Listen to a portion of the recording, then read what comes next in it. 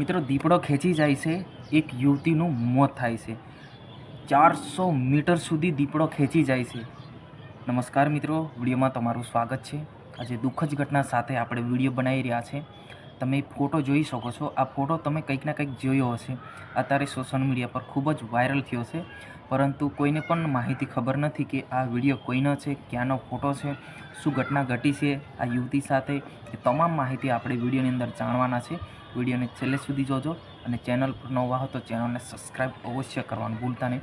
મેં તમારો દોસ્ત શૈલેષભાઈ। મિત્રો, વાત કરવામાં આવે તો અત્યારે જો એવી બનાવ બને છે, અત્યારે જો વરસાદની સિઝન હોય, વરસાદ ખૂબ જ પડતો હોય છે, એવી ઘટના ઘટી છે નર્મદા જિલ્લાના ગડેશ્વર તાલુકાના વઢાણ ગામમાં કે આશરે 25 વર્ષીય યુવતીને દીપડો તાણી ગયો છે, યાની કે 400 થી 500 મીટર સુધી ખસેડી ગયો છે। તો પછી બચવાની તો અલગ વાત છે, પરંતુ એ યુવતીને એટલો ખાસ લઈ ગયો કે એને આટલો બી સાથ ના મળ્યો કે છૂટવાનો।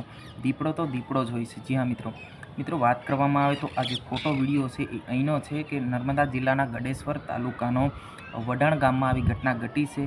તો તમામ લોકોને મારે કહેવું છે કે આમનું જવાબદાર કોણ છે, કેમ કે આવી ઘટના એક ઘટના નથી, કેટલીક વખત પણ આવી ઘટના ઘટી ચૂકી છે। તો ખરેખર મિત્રો કે આના પર ધ્યાન દોરવું જોઈએ।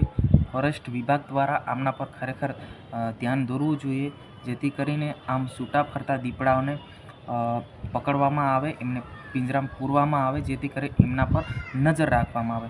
કેમ કે હાલ જોવા જઈએ તો પહેલાં પણ ડેડિયાપાડા બાજુ ઘટના ઘટી છે। અત્યારે ખૂબ જ ગંભીરતાથી બાબતની આ ઘટના ઘટી છે કે ભાઈ આશરે 25 વર્ષથી યુવતીને દીપડો તાણી ગયો છે, 400 થી 500 મીટર તાણી ગયો છે અને આ દીકરીનું ઘટના સ્થળે મોત થાય છે। કેમ કે આ બહુ દુઃખની વાત છે। ગડેશ્વર તાલુકાના વઢાણ ગામમાં આવી ઘટના ઘટી છે અને ઘણા લોકોને ખબર નથી। તો ફરી હું તો કહી દઉં કે નર્મદા જિલ્લાના ગડેશ્વર તાલુકામાં વઢાણ ગામ છે, ત્યાં આગળ આશરે 500 થી 600 સંખ્યા ધરાવે છે। ત્યાં આગળ પોતાના ખેતરે જતા હોય છે આદિવાસી સમાજની અંદર, જે નામ છે એમનું વસાવા રમિતા એવું કંઈક નામ છે, ખ્યાલ એટલો નહીં આપણને, પરંતુ જેટલી પણ માહિતી તમને જે બતાવી રહ્યો છે એટલી છે કે આ જે ઘટના ઘટી છે એ ગઈકાલની ઘટના છે, પણ કોઈ પણ પ્રકારની કોઈને જાણકારી નથી કે આ ફોટો વિડીયો કોઈનો છે। એટલે હું તમારી માટે સ્પેશિયલ હું વિડીયો બનાવ્યો, જેથી કરીને તમને લોકોને ખબર પડે।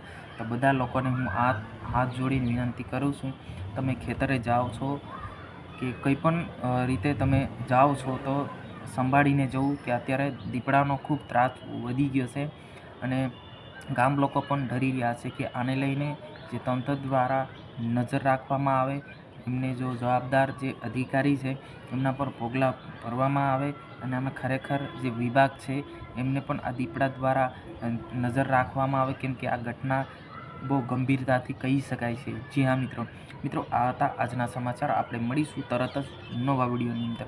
જય હિન્દ।